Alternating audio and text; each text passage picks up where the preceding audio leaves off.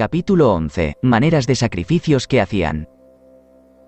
Conforme a la vileza y bajeza de sus dioses eran también la crueldad y barbaridad de los sacrificios de aquella antigua idolatría, pues sin las demás cosas comunes como animales y mieses, sacrificaban hombres y mujeres de todas edades de los que cautivaban en las guerras que unos a otros se hacían. Y en algunas naciones fue tan inhumana esta crueldad que excedió a la de las fieras porque llegó a no contentarse con sacrificar los enemigos cautivos, sino sus propios hijos en tales o tales necesidades.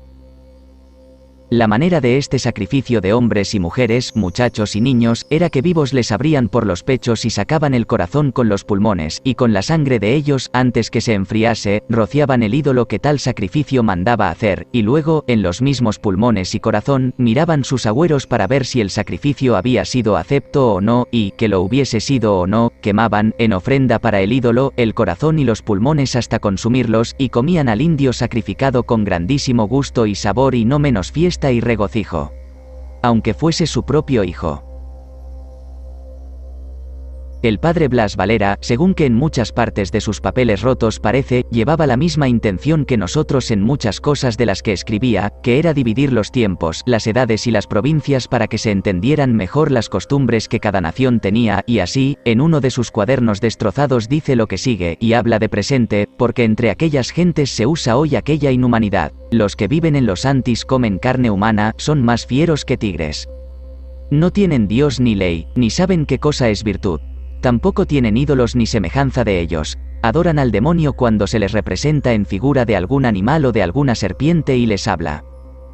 Si cautivan a alguno en la guerra o de cualquiera otra suerte, sabiendo que es hombre plebeyo y bajo lo hacen cuartos y se los dan a sus amigos y criados para que se los coman o los vendan en la carnicería.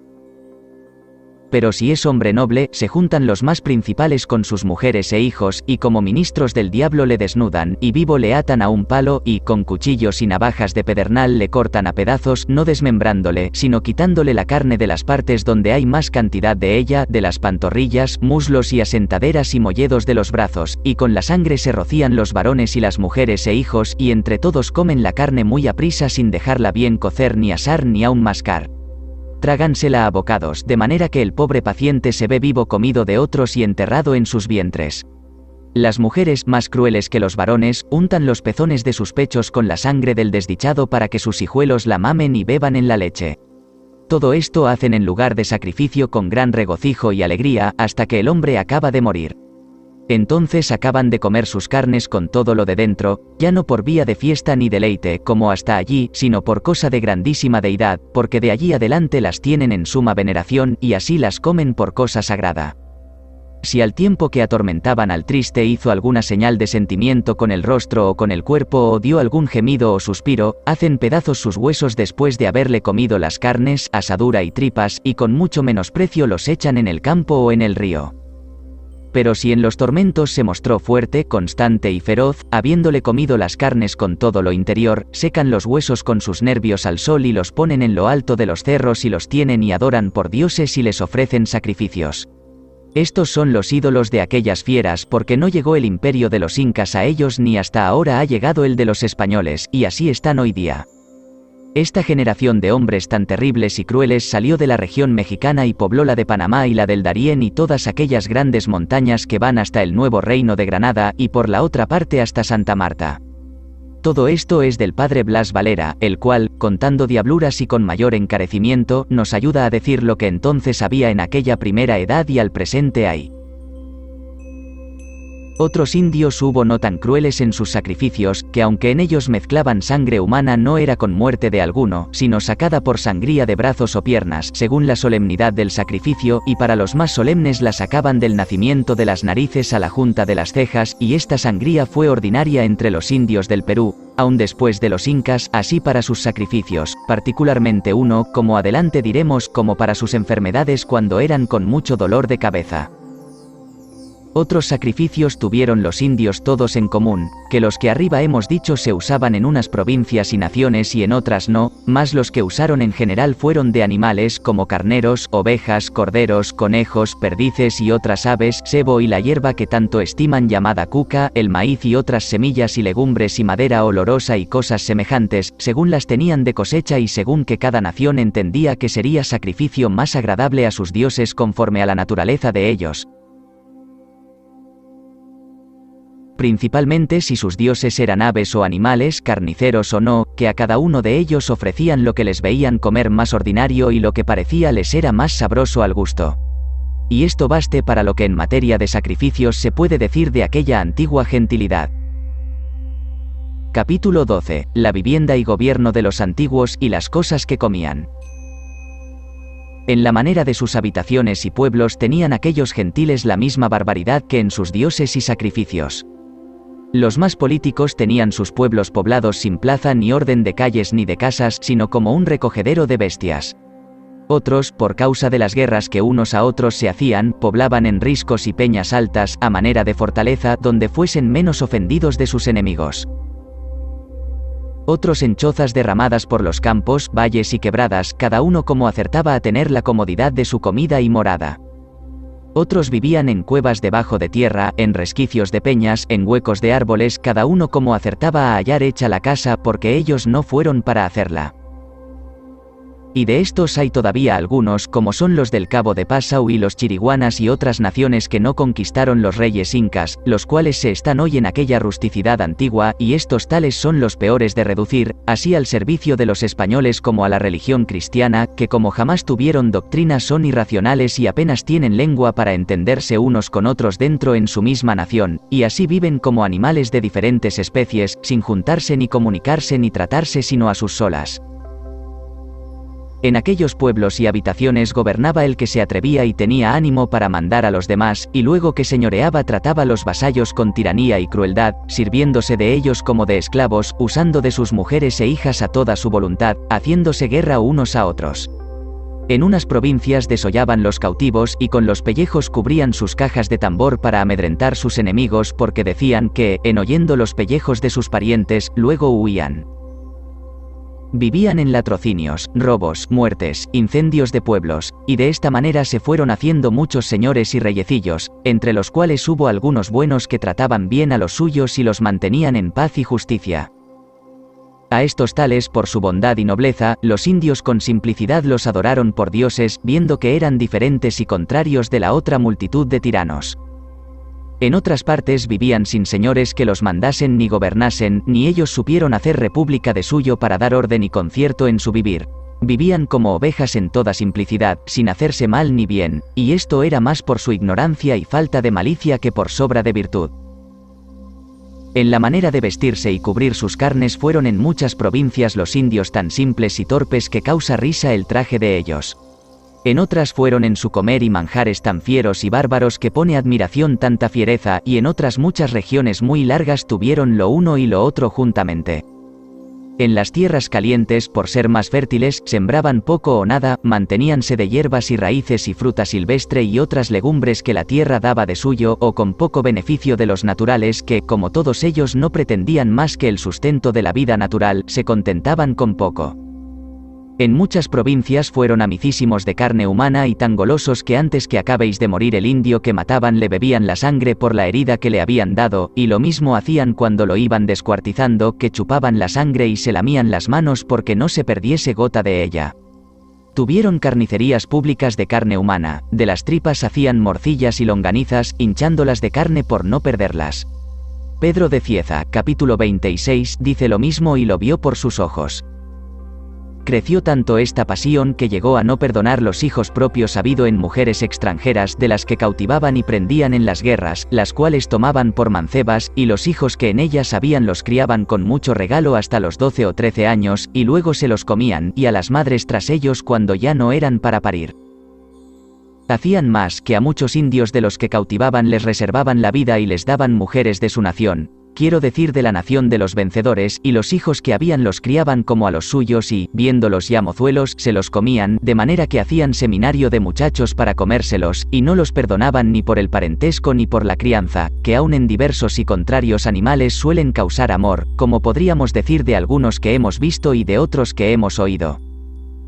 Pues en aquellos bárbaros no bastaba lo uno ni lo otro, sino que mataban los hijos que habían engendrado y los parientes que habían creado a trueque de comérselos, y lo mismo hacían de los padres cuando ya no estaban para engendrar, que tampoco les valía el parentesco de afinidad. Hubo nación tan extraña en esta golosina de comer carne humana, que enterraban sus difuntos en sus estómagos, que luego que expiraba el difunto se juntaba la parentela y se lo comían cocido o asado, según le habían quedado las carnes, muchas o pocas, si pocas, cocido, si muchas, asado. Después juntaban los huesos por sus coyunturas y les hacían las obsequias con gran llanto, enterrábanlos en resquicios de peñas y en huecos de árboles. No tuvieron dioses ni supieron qué cosa era adorar, y hoy se están en lo mismo. Esto de comer carne humana más lo usaron los indios de tierras calientes que los de tierras frías. En las tierras estériles y frías, donde no daba la tierra de suyo frutas, raíces y hierbas, sembraban el maíz y otras legumbres, forzados de la necesidad, y esto hacían sin tiempo ni sazón. Aprovechábanse de la caza y de la pesca con la misma rusticidad que en las demás cosas tenían. Capítulo 13. ¿Cómo se vestían en aquella antigüedad? El vestir, por su indecencia, era más para callar y encubrir que para lo decir y mostrar pintado, más porque la historia me fuerza a que la saque entera y con verdad, suplicaré a los oídos honestos se cierren por no oírme en esta parte y me castiguen con este disfavor, que yo lo doy por bien empleado. Vestíanse los indios en aquella primera edad como animales, porque no traían más ropa que la piel que la naturaleza les dio. Muchos de ellos, por curiosidad o gala, traían ceñido al cuerpo un hilo grueso, y les parecía que bastaba para vestidura. Y no pasemos adelante, que no es lícito. El año de 1560, viniendo a España, topé en una calle, de las de Cartagena, 5 indios sin ropa alguna, y no iban todos juntos, sino uno en peos de otro como grullas, con haber tantos años que trataban con españoles. Las mujeres andaban al mismo traje, en cueros. Las casadas traían un hilo ceñido al cuerpo, del cual traían colgando, como delantal, un trapillo de algodón de una vara en cuadro, y donde no sabían o no querían tejer ni hilar, lo traían de corteza de árboles o de sus hojas, el cual servía de cobertura por la honestidad. Las doncellas traían también por la pretina ceñido un hilo sobre sus carnes, y en lugar de delantal y en señal de que eran doncellas traían otra cosa diferente. Y porque es razón guardar el respeto que se debe a los oyentes, será bien que callemos lo que aquí había de decir. Baste que este era el traje y vestidos en las tierras calientes, de manera que en la honestidad semejaban a las bestias irracionales, de donde por sola esta bestialidad que en el ornato de sus personas usaban se puede colegir cuán brutales serían en todo lo demás los indios de aquella gentilidad antes del imperio de los incas. En las tierras frías andaban más honestamente cubiertos, no por guardar honestidad, sino por la necesidad que el frío les causaba. Cubríanse con pieles de animales y maneras de cobijas que hacían del cáñamo silvestre y de una paja blanda, larga y suave que se cría en los campos. Con estas invenciones cubrían sus carnes como mejor podían. En otras naciones hubo alguna más policía que traían mantas mal hechas, mal hiladas y peor tejidas de lana o del cáñamo silvestre que llaman chaguar, traíanlas prendidas al cuello y ceñidas al cuerpo, con las cuales andaban cubiertos bastantemente. Estos trajes se usaban en aquella primera edad, y los que dijimos que usaban en las tierras calientes que era andar en cueros, digo que los españoles los hallaron en muy anchas provincias que los reyes incas aún no habían conquistado, y hoy se usan en muchas tierras ya conquistadas por los españoles, donde los indios son tan brutos que no quieren vestirse, sino los que tratan muy familiarmente con los españoles dentro en sus casas, y se visten más por importunidad de ellos que por gusto y honestidad propia. Y tanto lo rehúsan las mujeres como los hombres, a las cuales, motejándolas de malas hilanderas y de muy deshonestas, les preguntan los españoles si por no vestirse no querían hilar o si por no hilar no querían vestirse. Capítulo 14. Diferentes casamientos y diversas lenguas. Usaban de veneno y de hechizos. En las demás costumbres, como el casar y el juntarse, no fueron mejores los indios de aquella gentilidad que en su vestir y comer, porque muchas naciones se juntaban al coito como bestias, sin conocer mujer propia, sino como acertaban a toparse, y otras se casaban como se les antojaba, sin exceptuar hermanas, hijas ni madres.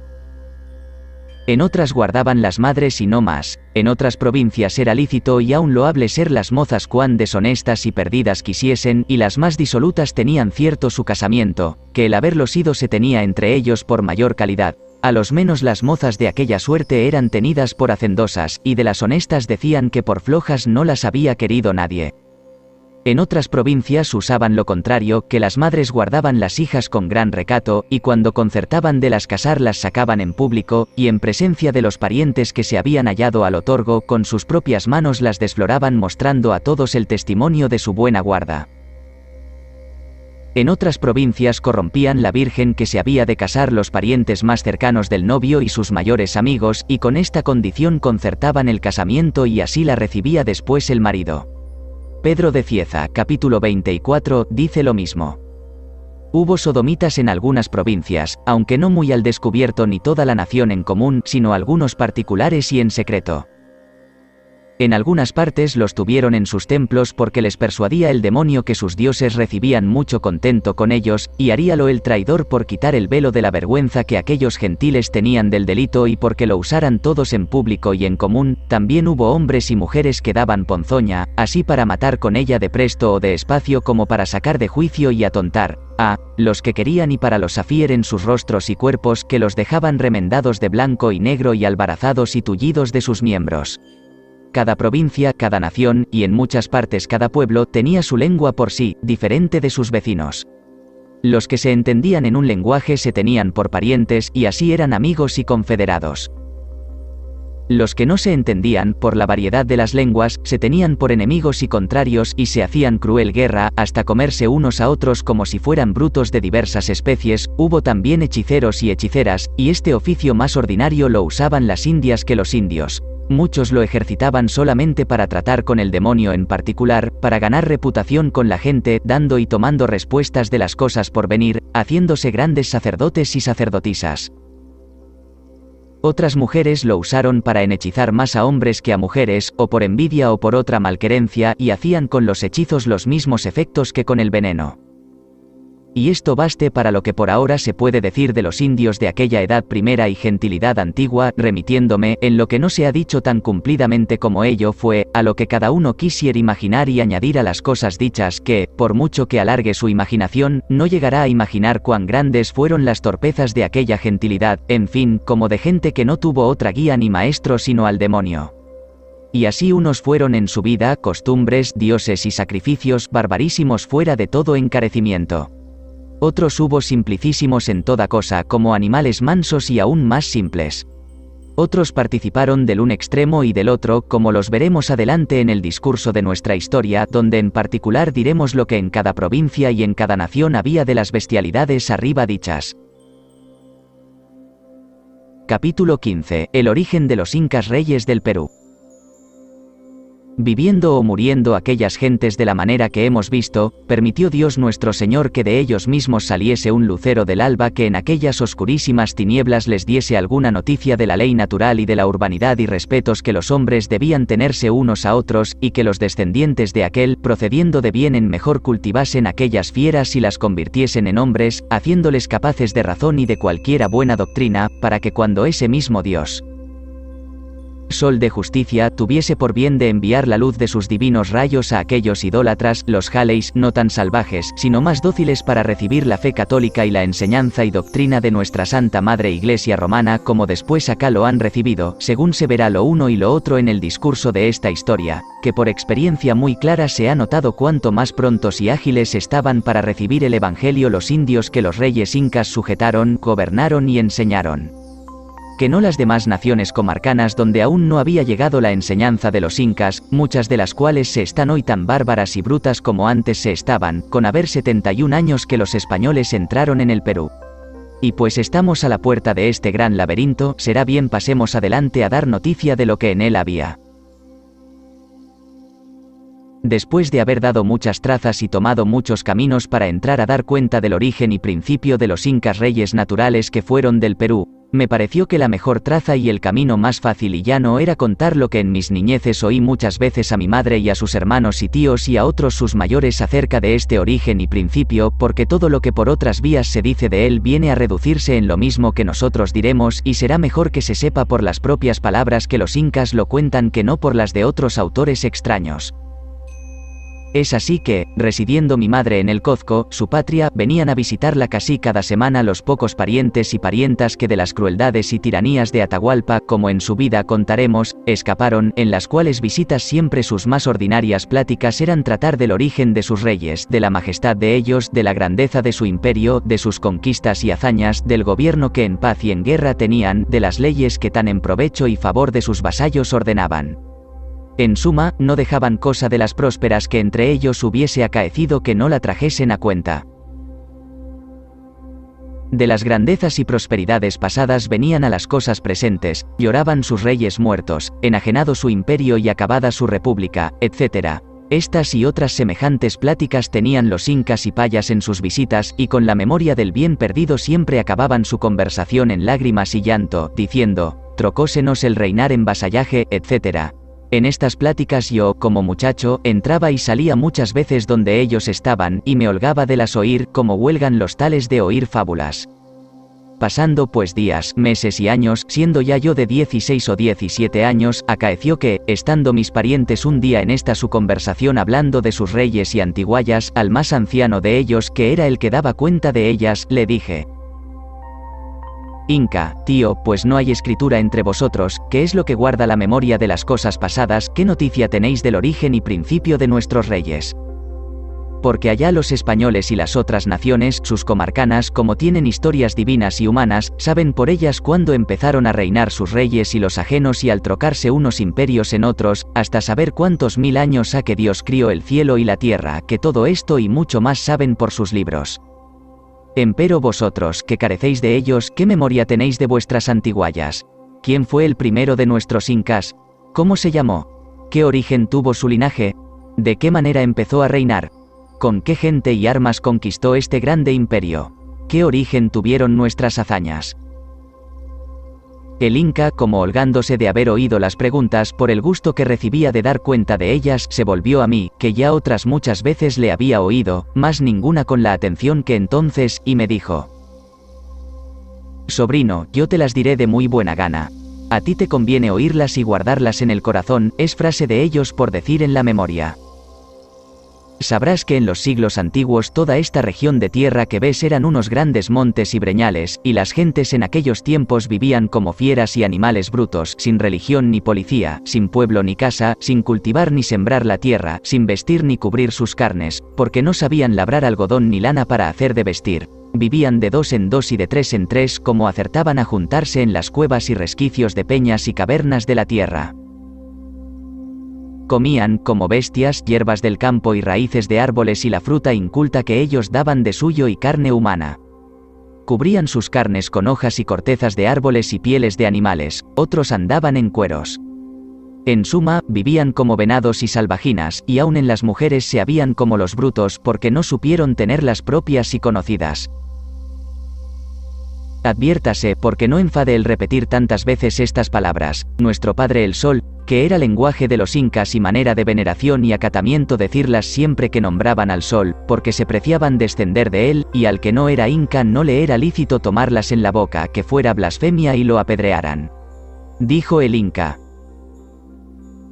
Nuestro Padre el Sol, viendo los hombres tales como te he dicho, se apiadó y hubo lástima de ellos y envió del cielo a la tierra un hijo y una hija de los suyos para que los doctrinasen en el conocimiento de nuestro Padre el Sol, para que lo adorasen y tuviesen por su Dios y para que les diesen preceptos y leyes en que viviesen como hombres en razón y urbanidad, para que habitasen en casas y pueblos poblados, supiesen labrar las tierras, cultivar las plantas y mieses, criar los ganados y gozar de ellos y de los frutos de la tierra como hombres racionales y no como bestias. Con esta orden y mandato puso nuestro padre el Sol estos dos hijos suyos en la laguna Titicaca, que está 80 leguas de aquí, y les dijo que fuesen por do quisiesen y, doquiera que parasen a comer o a dormir, procuraesen hincar en el suelo una barrilla de oro de media vara en largo y 2 dedos en grueso, que les dio para señal y muestra, que, donde aquella barra se les hundiese con solo un golpe que con ella diesen en tierra, allí quería el Sol nuestro padre que parasen e hiciesen su asillento y corte. A lo último les dijo: cuando hayáis reducido esas gentes a nuestro servicio, los mantendréis en razón y justicia, con piedad, clemencia y mansedumbre, haciendo en todo oficio de padre piadoso para con sus hijos tiernos y amados, a imitación y semejanza mía, que a todo el mundo hago bien, que les doy mi luz y claridad para que vean y hagan sus haciendas, y les caliento cuando han frío y crío sus pastos y sementeras, hago fructificar sus árboles y multiplico sus ganados, lluevo y sereno a sus tiempos, y tengo cuidado de dar una vuelta cada día al mundo por ver las necesidades que en la tierra se ofrecen, para las proveer y socorrer como sustentador y bienhechor de las gentes. Quiero que vosotros imitéis este ejemplo como hijos míos, enviados a la tierra solo para la doctrina y beneficio de esos hombres que viven como bestias. Y desde luego os constituyo y nombro por reyes y señores de todas las gentes que así doctrináredes con vuestras buenas razones, obras y gobierno. Habiendo declarado su voluntad nuestro padre el Sol a sus dos hijos, los despidió de sí. Ellos salieron de Titicaca y caminaron al septentrión, y por todo el camino, doquiera que paraban, tentaban hincar la barra de oro y nunca se les hundió. Así entraron en una venta o dormitorio pequeño, que está 7 u 8 leguas al mediodía de esta ciudad, que hoy llaman Pacarec Tampu, que quiere decir venta o dormida que amanece. Púsole este nombre el Inca porque salió de aquella dormida al tiempo que amanecía. Es uno de los pueblos que este príncipe mandó poblar después, y sus moradores se jactan hoy grandemente del nombre, porque lo impuso nuestro Inca. De allí llegaron él y su mujer, nuestra reina, a este valle del Cozco, que entonces todo él estaba hecho montaña brava.